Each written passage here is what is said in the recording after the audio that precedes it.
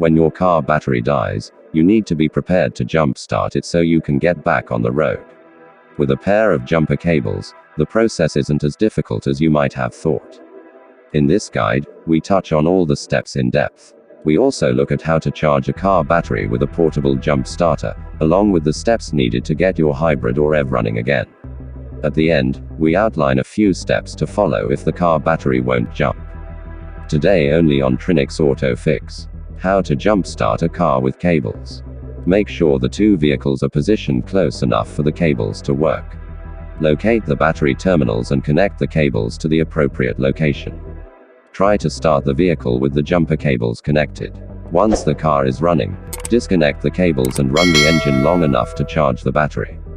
Here are more detailed steps on how to jump start a car with cables. Position booster vehicle. Most jumper cables aren't very long. For this reason, you need to make sure that the cables will reach between the two vehicles. Since you can't move the vehicle that has a dead car battery, the positioning will depend on the running vehicle. Make sure they get close enough for the cables to reach easily. Set the emergency brake just to be sure the vehicle doesn't go anywhere. You also want all of the accessories turned off or they will draw power away from the battery. Identify battery terminals. Pop the hood and look for the batteries. On both, you need to find the positive marked plus, and the negative marked. You may have to lift a terminal cover to see the post underneath. If you aren't sure which terminal post is negative and positive, refer to the owner's manual. You also want these posts to be free from corrosion, ensuring a better connection. If you notice any defects to the battery, it's best not to jump it. Connect cables. Each pair of jumper cable ends has one for the red terminal and another for the black. While you work with these cables, it's important that they don't touch one another. You also want to make sure that they get connected in the right order. Start with the red clamp onto the positive terminal on your car's dead battery. After that's connected, you can put the other red clamp onto the other positive terminal of the good car battery. Your next step is to attach the black clamp to the negative terminal on the starter vehicle first. On the car with the dead car battery, you want to connect it to an unpainted metal component of the car's structure, such as an engine bracket or bolt. Some vehicles contain a grounded bolt just for this purpose. This is because there is a risk of battery explosion when you create a spark when attaching the jumper cable. Start car engine. Once you know everything is connected properly, you are ready to start the engine. Wait a few minutes and try to start the car with the dead battery. If nothing happens immediately, just wait a few more minutes. You can also push down the accelerator pedal of the good car to increase the idle and engine speed. Try again to start the dead car and see what happens. Disconnect cables. If the car engine starts up, you have nothing left to do other than remove the cables. Keep the car engine running and disconnect the cables in the reverse order from how they were connected. Again, you don't want these metal clamps touching one another during the disconnection process. Take off the negative clamps first, beginning with the jumped vehicle. Once those are both off, you are ready to take off the positive clamp, starting with the car that provided the boost. Run car engine. After you get the car engine running, you don't want to turn it off right away. The battery needs time to recharge from the alternator. If you shut the car down right away, you might not be able to get it started without another jump. For this reason, we recommend driving the vehicle for at least 20 minutes after a jump. If you can take it on the highway at higher speeds, the process could finish even faster. Just to be safe, the first time you shut off the car, make sure you park it in an open space, just in case it needs to be jump started again.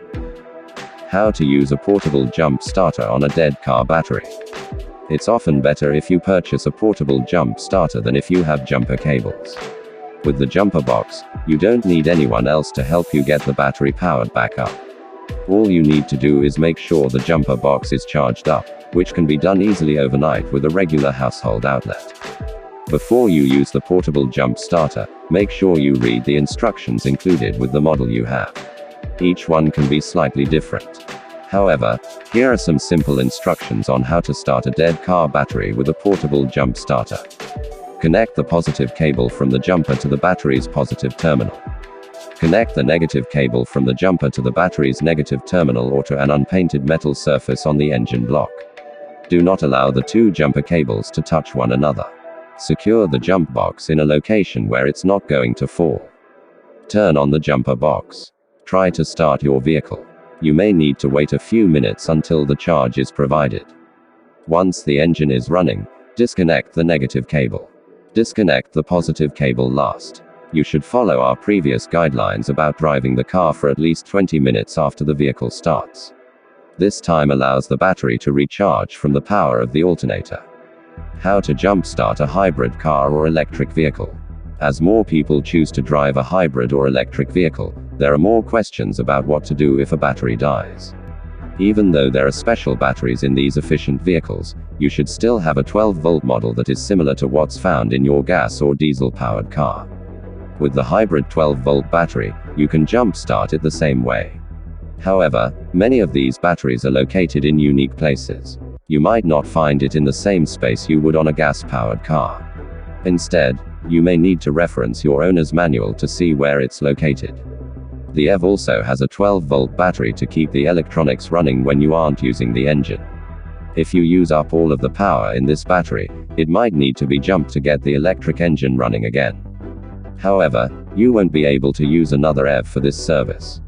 It's not configured in a way that's beneficial. Instead, you need to jump start the EV with a gas or diesel powered car unless you choose to own a portable jump starter, which seems to be the best solution.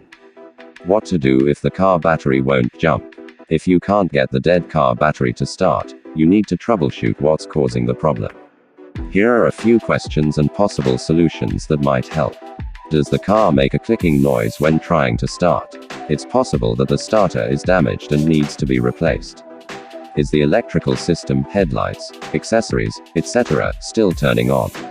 If so, the ignition switch or starter could be to blame. Is the car dying after you get the battery jumped and started? It's possible that the alternator has failed, making it difficult to recharge the battery once you have jumped it. If you aren't sure how to troubleshoot the charging system, it's best to reach out to a professional. You can take your battery, starter or alternator to most auto parts stores for free diagnostics. Otherwise, you want to visit your local repair shop for a deeper dive into what's wrong.